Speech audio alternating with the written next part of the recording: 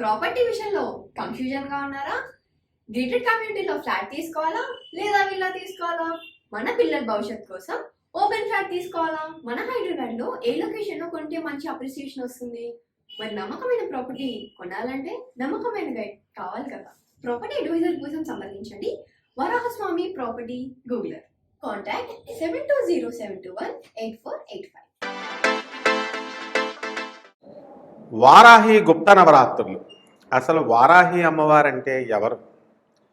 అసలు పార్వతీదేవి చక్కగా ముందు అవతారంలో సతీదేవిగా వెలిసింది. సతీదేవి తండ్రి ఎవరండి? దక్ష ప్రజాపతి. ఆయన దక్షయజ్ఞం జరిపిస్తున్నాడు. దక్షయజ్ఞం జరిపిస్తుంటే ఆయన అసలు ఒకప్పుడు శివభక్తుడే. కానీ ఆయన ఏం చేశాడు? ఈ సతీదేవి లవ్ మ్యారేజ్ చేసుకుంది మనకి పరమేశ్వరుడితో. అందువలనని చెప్పేసి తన తండ్రి అయినటువంటి ఈ దక్ష ప్రజాపతి, సతీదేవి తండ్రి యొక్క దక్ష ప్రజాపతి ఒక అంశంలో శివుడితో గొడవ జరుగుతుంది. అది మనం వేరే వీడియోలో మనం తెలుసుకుందాం. ఎందుకు జరిగిందంటే దక్ష ప్రజాపతి ఎవరి కొడుకండి? బ్రహ్మపుత్రుడు. బ్రహ్మే కదా మనందరికీ తండ్రి. ఆయన బ్రహ్మ తానే గొప్పవాడినని చెప్పేసి అహంకరిస్తాడు. అప్పుడు పరమేశ్వరుడు ఏం చేస్తాడంటే, అప్పుడు బ్రహ్మదేవుడికి 5 పంచాననుడు 5 తలలు ఉండేవి. త్రిశూలం చేత ఒక తలకాయ లేపిచ్చేసాడని చెప్పేసి అప్పటి నుంచి పగబట్టేసి శివభక్త దురంధరుడైనటువంటి ఆ దక్ష ప్రజాపతి ఏ విధంగా మారిపోయాడు? విష్ణు భక్తుడిగా మారిపోయి శివుడి మీద ద్వేషం పెట్టేసుకున్నాడు. ఈ యజ్ఞంలో విష్ణువుని పిలిచాడు, బ్రహ్మను పిలిచాడు, మిగతా అందరు దేవతలని, ఋషులను అందరినీ పిలిచాడు. కానీ శివుణ్ణి మాత్రం పిలవలేదు. అయితే మొత్తం ఋషులందరూ వెళ్ళిపోయారు. ఒక్క కశ్యప మహర్షి మాత్రము వ్యతిరేకిస్తాడు. నువ్వు చేసేది తప్పు, నువ్వు తప్పు చేస్తున్నావు, శివుడు లేకుండా యజ్ఞమే లేదు, అసలు నిరీశ్వర యాగాన్ని చేస్తున్నావు, ఇది చాలా తప్పు అని చెప్పేసి మంచి నీతులు చెప్తాడు. అయితే నువ్వు ఉంటే ఉండొచ్చు, నువ్వు కూడా వెళ్ళిపోతే వెళ్ళిపోవచ్చు అని చెప్పేసి పంపించేస్తారు. ఈ కశ్యప ప్రజాపతి ఎవరైనా ఆయన దితి అదితి అని 2 భార్యలు. దితి నుంచి పుట్టింది దైత్యులు అంటే రాక్షసులు. అదితి నుంచి పుట్టింది ఎవరు? మనకి దేవతలు. మరి దేవతల మాత ఆవిడనే ఆయన్నే పంపించేస్తాడు. సరే, ఇంక బ్రహ్మను విష్ణుమూర్తి వీళ్ళకి శివుడికి ఏం తేడా లేదు కాబట్టి వాళ్ళిద్దరు రారనుకోండి, మిగతా దేవతలందరూ కూడా వచ్చేస్తారు, ఋషులు. అయితే ఆ సతీదేవి నేను వెళతాను అని అంటే శివుడు వద్దు, పిలవని పేరంటానికి వెళ్ళకూడదు అని చెప్తాడు. అయితే సతీదేవి నేను పుట్టింటికి వెళ్తానండి అని శివుడు ఎటువైపు వెళ్తుంటే అటువైపు కాపలా కాసేస్తూ ఉంటుంది. కాపలా కాసేస్తుంటే అప్పుడు ఏమవుతుంది? ఈ దశమహావిద్యలన్నీ కూడా ఆ సమయంలో పడతాయన్నమాట. అంటే తూర్పు వైపు వెళితే మనకి అక్కడ కాస్తే మహాకాళి, ఆ విధంగా మహాకాళి, తార, లింగ భైరవి, తర్వాత మనకి అంటే ఆమె త్రిపుర భైరవి, నెక్స్ట్ చిన్నమస్తాదేవి, బగళాముఖి. ఇదంతా 5 ఒక సెట్టు. ఈ బగళాముఖిలో పంచకాళికలు ఉంటాయి, అందులోదే ప్రత్యంగిర, వారాహి ఇవన్నీ కూడా. తర్వాత ఇటువైపుకి వద్దాం. ఇటువైపు దగ్గరికి వచ్చేసరికి శ్యామలాదేవి అంటే మాతంగీదేవి అని అంటాం. ఆ తర్వాత ధూమావతి అంటాం. ఆ తర్వాత షోడశీదేవి అంటే లలితా త్రిపుర సుందరి రాజరాజేశ్వరి బ్యాచ్. నెక్స్ట్ భువనేశ్వరి దేవి. ఆ తర్వాత ఆఖరిగా కమలాత్మిక. ఈ దశమహావిద్యలు ఎలాగైతే పుట్టినాయో ఆ విధంగా ఈ పార్వతి అమ్మవారు ఏం చేసిందండి? నరసింహస్వామి అవతారం ఎత్తుతాడు. వరాహ నరసింహస్వామిగా, వరాహమూర్తిగా ఎత్తి భూమిని వేదాలు ఎత్తుకెళ్ళిపోయి అదంతా కూడా తీసుకెళ్ళి భూమిని చుట్టేసి రాక్షసులు ఏం చేస్తారంటే వేదాలను తీసుకెళ్ళి సముద్రంలో పడేస్తారు. అలాగే భూమిని తీసుకెళ్ళి సముద్రంలో పడేస్తే అప్పుడు వరాహ నరసింహస్వామి కోరలతో ఆ భూమిని పైకి లేపుకుంటూ వస్తాడు. ఆ వరాహమూర్తిలో ఉన్నటువంటి అంతర్గత శక్తి, ఇంటర్నల్ ఎనర్జీ అంటే ఇప్పుడు మనం ఉన్నామండి, ఇలా కదులుతున్నాం, మనలో శక్తి ఉంది, ఫెమినైన్ ఎనర్జీ, స్త్రీ శక్తి. ఆ శక్తే వారాహి అమ్మవారు అన్నమాట. ఈమె ఎక్కడ ఉండి అంటే ఈమెని సాక్షాత్ పార్వతీదేవి బాడీ నుంచి పుట్టింది. ప్రతి ఒక్క దేవత కూడా వారాహి, ప్రత్యంగర వీళ్ళంతా కూడా మరి లలితా త్రిపుర సుందరి చక్కగా ఎవరితో భండాసురుడితో యుద్ధం చేస్తున్నప్పుడు వీళ్ళందరూ కూడా పుట్టడం జరుగుతుంది. అటువంటి వారాహి అమ్మవారు ఏం చేస్తుందండి అంటే భూమి నుంచి పుట్టినటువంటిది కాబట్టి వారాహి నరసింహస్వామి వరాహమూర్తి రక్షించాడు కాబట్టి ఏవైతే భూ సంబంధమైనటువంటి వ్యవహారాలు కోర్టు సమస్యల్లో మీకు భూములు బాధలు అవి ఉండిపోయినాయి అనుకోండి, మీ భూములను ఎవరైనా కబ్జా చేసినా ఆ కోర్టు సమస్యల్లో ఉన్న అటువంటివన్నీ కూడా రియల్ ఎస్టేట్ బిజినెస్ చేస్తున్నటువంటి వాళ్ళు వీళ్ళందరికీ కూడా వారాహి అమ్మవారు చక్కగా బ్రహ్మాండంగా చేసి పెడుతుంది అనమాట. మీకు మీ ల్యాండ్స్ మీకు ఇప్పించేస్తుంది అమ్మవారు. ఆ విధంగా అమ్మవారిని పూజ చేసుకోవాలి. ఈమెని కాశీకి ఏం చేశారంటే ఈ వారాహి అమ్మవారిని ఆ కాశీకి రక్షకురాలుగా పెట్టారు. అందువల్లనే ఇప్పుడు కూడా మేము చాలాసార్లు ఒక్కొక్క బ్యాచ్లో 300 మంది చొప్పున ఒక 20 బ్యాచీలు నా స్టూడెంట్ ఏజినప్పటి నుంచి నేను కాశీకి తీసుకెళ్ళిన పూర్తి హైదరాబాద్ వాళ్ళు అందరికీ కూడా తెలిసిన విషయమే ఇది.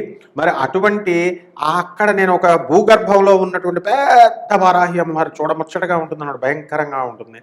ఆ అమ్మవారి యొక్క దేవాలయాన్ని మనం అండర్ గ్రౌండ్లోకి వెళ్ళి చూడాలి. ఎప్పుడు తలుపులు వేసేసి ఉంటాయి, కిటికీలో నుంచి చూడాలన్నమాట. అటువంటి అమ్మవారి దగ్గరికి మనం ఆ వారాహి అమ్మవారు కాపలా కాస్తుంది, రక్షకురాలు.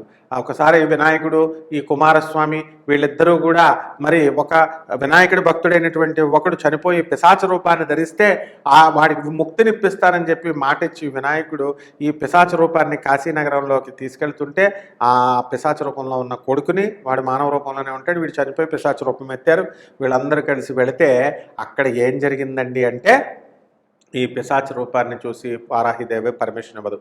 ఉగ్ర రూపంలో ఉన్నటువంటి ఆ వారాహి అమ్మవారిని స్తుతిస్తే స్తోత్రాలతో బ్రహ్మాండంగా మనకి ఈ అమ్మవారు చక్కగా రక్షిస్తుంది, ప్రసన్నమవుతుంది అని చెప్పి వినాయకుడు ఎంతో వివేకంతో కుమారస్వామి అమ్మవారిని స్తుతించి ప్రసన్నం చేసుకుంటారు, ఆ పిశాచానికి ముక్తినిస్తారు.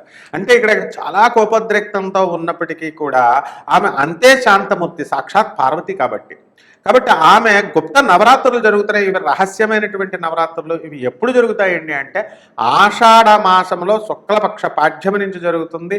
మనకి 6 జూలై 2024 సంవత్సరం నుంచి 15 జూలై 2024 సంవత్సరంతో అంతమవుతుంది. అంటే శనివారం నాడు స్టార్ట్ అయ్యి సోమవారంతో మనకి ఈ యొక్క పూజలు అనేటటువంటివి జరుగుతాయి. వీటిని గుప్త నవరాత్రులు అని ఎందుకంటారంటే ఇప్పుడు దసరా నవరాత్రులు ఉంటాయి, దేవి నవరాత్రులు మన బెజవాడ కనకదుర్గమ్మ తల్లికి చేసుకుంటాం, దసరా ఆశ్వేజ మాసంలో చేస్తాం, వాటిని నవరాత్రులు అంటాం. అలాగే శరన్నవరాత్రులని అమ్మవారికి చేస్తాం, చైత్ర మాసంలో చేస్తాం, ఉగాది అప్పుడు అమ్మవారికి చేస్తాం. అలాగే అవి కాకుండా ఈ వారాహి గుప్త నవరాత్రులు, శ్యామలా నవరాత్రులు అని ఇలా ప్రత్యేకంగా దశమహావిద్యల్లో కూడా వస్తాయన్నమాట.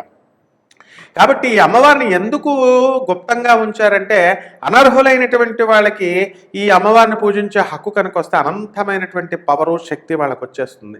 అంటే ఆమె వరమిస్తే ఎలా ఉంటుంది అండి అంటే పవన్ కళ్యాణ్ చూడండి మీరు చక్కగా వారాహి ఆ అమ్మవారి యొక్క వాహనం పెట్టుకున్నాడు. మనం వీడియోలో మనం చెప్పాం ఏమని, వారాహి అమ్మవారు వారాహిని ఎవరు ఆపలేరు. మరి జగన్ ఆ ప్రభుత్వం అంతా కూడా ఈ కలర్ అని ఆర్మీ కలర్ వేసుకున్నారు కాబట్టి పర్మిషన్ ఉండదంటే ఆ మాత్రం చూసుకోకుండా వాళ్ళు వెహికల్ని తేరు కదా.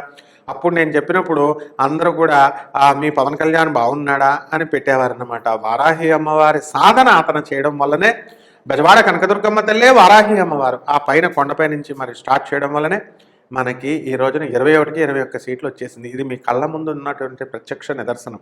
అలాగే మళ్ళీ ఆయన ఇప్పుడు ఈ వారాహి అమ్మవారి యొక్క నవరాత్రులు అందరూ చేస్తున్నారు కాబట్టి మీరందరూ కూడా ఆ అమ్మవారి యొక్క దీక్షను చేసుకొని మీ కోర్టు సమస్యలు పోగొట్టుకోండి.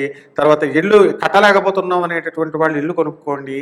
అలాగే స్థలాలు మీ ఎవరైనా కబ్జా చేసేస్తే ఆ కబ్జాలో అన్నీ కూడా ఆటోమేటిక్గా వాళ్ళు విడిచేసి వాళ్ళు పారిపోవడం అనేటటువంటిది జరుగుతుంది. ఈ వారాహి తల్లితో మీకు ఇది అది అని లేదు, సమస్త కోరికలు మీకు తీరిపోతాయి. అనంతమైనటువంటి శక్తి మీకు అందరికీ వస్తుంది కాబట్టి దీన్ని గుప్త నవరాత్రులు అన్నారు. ఎవరైతే దుర్మార్గులుగా ఉంటారో, స్వార్థపరులుగా ఉంటారో, పిసనారుల్లాగా ఉంటారో, ఇతరులకి ఏమీ కూడా మంచి చేయకుండా పరోపకారం చేయకుండా నా కుటుంబం, నా ఫ్యామిలీ, నా పెళ్ళం, నా పిల్లలు అనే ఉంటారో అటువంటి వాళ్ళకి ఫ్రూట్ అందకూడదు, ఈ ఫలం అందకూడదని గుప్త నవరాత్రులు అని చెప్పి రహస్యంగా ఉంచారు. ఇదే సమయంలో మనకి కామాఖ్యాదేవికి అంబు బాచి అనేటటువంటిది మనకు అక్కడ జరుగుతుంది. అలాగే ఆషాఢ మాసంలోనే బెజవాడ కనకదుర్గమ్మ తల్లికి శాకంబరి అవతారంలో మనం పూజలు చేస్తాం, కూరగాయలు అన్నీ అలంకరించి. అలాగే వరంగల్లో మనం భద్రకాళి అమ్మవారికి కూరగాయలతో శాకంబరి అవతారాలు ఇవన్నీ కూడా చేస్తాం.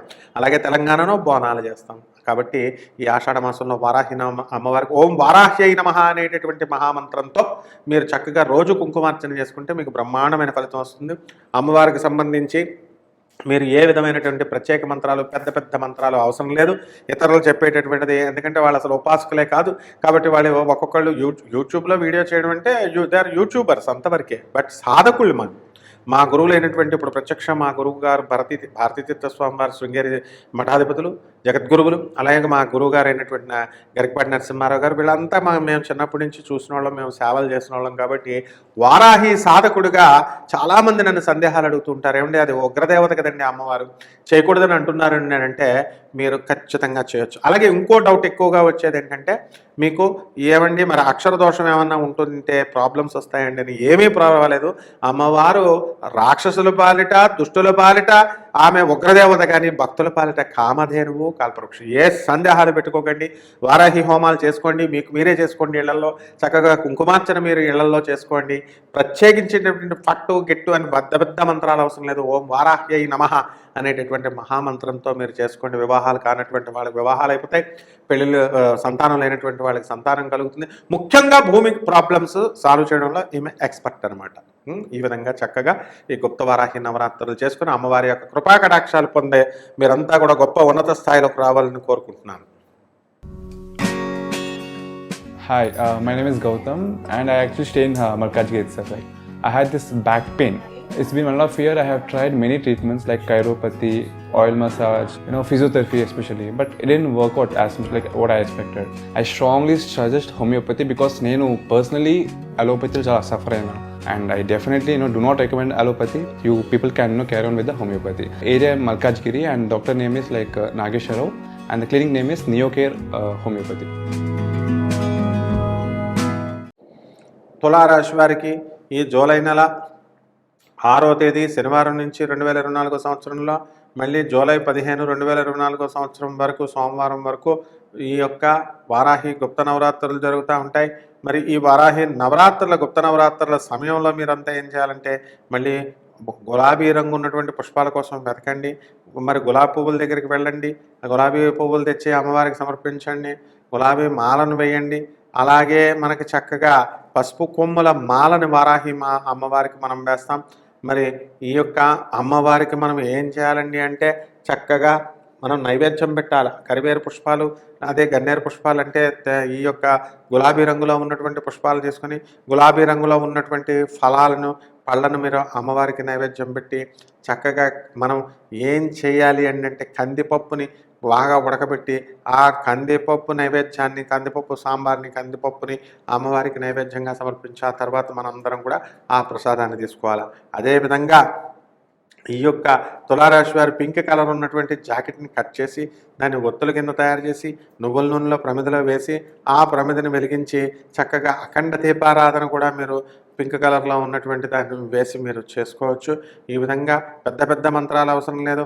ఓం వారాహ్యై నమః అనేటటువంటి మహామంత్రాన్ని ఒక జపమాల తీసుకొని మరి 54 సార్లు మీరు కనుక ఆ జపమాల కనుక చేసినట్లయితే బ్రహ్మాండంగా అమ్మవారు మిమ్మల్ని కరుణిస్తుంది. అలాగే ఓపిక ఉన్నటువంటి వాళ్ళు కాశీ వెళ్ళండి. ఆ కాశీ దగ్గర భూగర్భంలో వారాహి అమ్మవారి దేవాలయం ఉంటుంది. అది స్వయంభూ దేవాలయము. కాబట్టి ఆ దేవాలయాన్ని దగ్గరికి వెళ్ళి మీరు చక్కగా మీరు అమ్మవారి యొక్క గుప్తపీఠం అని అంటాం, దాన్ని కాశీని గుప్తపీఠం అని అంటాం. మరి మన బెజవాడ కనకదుర్గమ్మ తల్లి యొక్క దేవాలయాన్ని మాయాపీఠం అని అంటాం, బెజవాడ కనకదుర్గమ్మని. కాబట్టి ఆ గుప్తపీఠానికి వెళ్ళి ఆ అమ్మవారి యొక్క వారాహి అమ్మవారి యొక్క దర్శనం చేసుకోండి.